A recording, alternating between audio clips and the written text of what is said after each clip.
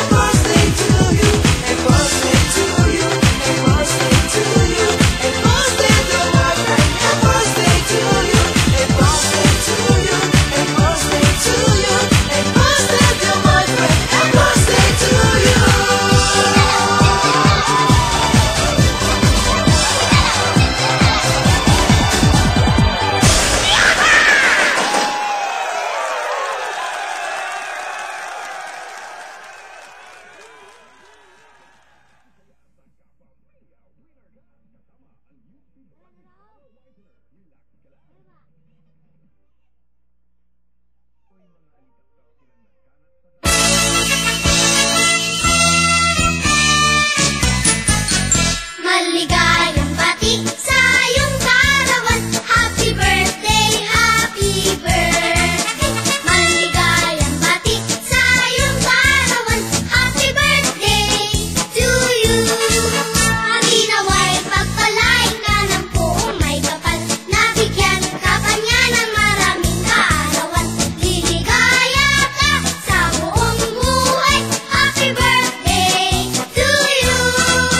Maligayang bati sa iyong karawan. Happy birthday, happy birthday. Maligayang bati sa iyong karawan. Happy birthday to you.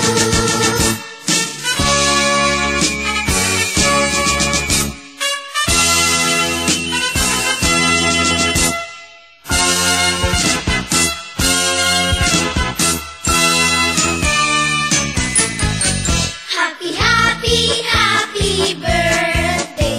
Ano ang handa mo sa iyong kaarawan?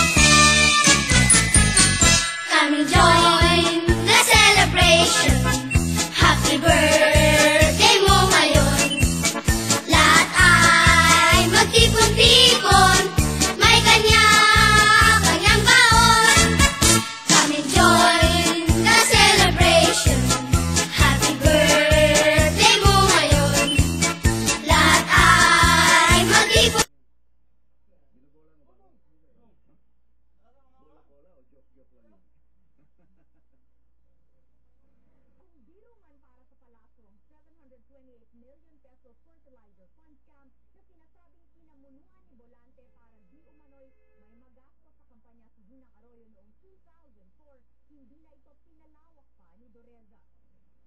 Volante can take care of himself. Bit-bit daw ng Pangulo ang mga pangako ng Chinese investment sa Pilipinas sa industriya ng electric car distribution, garments at pagmimina. May mga negosyanteng Sino rin daw na gustong mamuhunan sa pagbebenta ng halo-halo. Naunahan na ng China ang Amerika sa pagiging pinakamalaking trading partner ng Pilipinas. Kaya ito raw ang dapat pagtuunan ng pansin si Bolante. Dapat ang nila ang pagbabalik ng Pangulo. Pero sa pagbabalik ng Pangulo, sasalubong pa rin sa kanya ang mga sakit ng ulong kanyang iniwan sa Maynila at pansamantalang nalimutan sa China. Nadia Trinidad, Patrol ng Pilipino, Hangzhou, China. Nagbabala ilang mga negosyante na posibleng lumubha pa ang sitwasyon dahil sa problema pagpinasyal sa buong daigdig. Pero kung may mga negosyo ngayon na maaaring pasukin, ito po yung mga negosyong walang talo kahit panahon ng krisis. Alamin sa Patrol ni Alvin at Chico. Magsapot-sapot ka. Nag-uumpisa pa lang ang hagupit ng global financial crisis sa Pilipinas. Basta ng stock market at sagad ang piso laban sa dolyar. Paniwala ng mga negosyante, nawawala na ang kumpiyansa ng mga mamumunan. Nakakabahala indices sa pagkabumot ng stock market at sa commodities. Ang tao hindi na naniniwala sa fundamentals. Naging nagkaroon ng parang temporary insanity in the market. Kaya sinusulong pa rin ng PCCI ang pagtatabi na 100 bilyong pisong pondo mula sa gobyerno at pribadong sektor para panikutangin ng mga negosyante at pansalag sakaling bumalik na walang trabaho ang tinatayang 50,000 OFW. Sa mga ordinaryong consumer, ayon ng PCCI, huwag magpanik. Kung tamaan man ang krisis ang nasa manufacturing, electronics at serbisyo tulad ng call center, hindi naman matitinag ang sektor ng pagkain. Takot din daw ang mga maliliit na negosyo hindi nakadepende sa dolyar tulad ng talyer, car wash at karinderya. Kaya lang,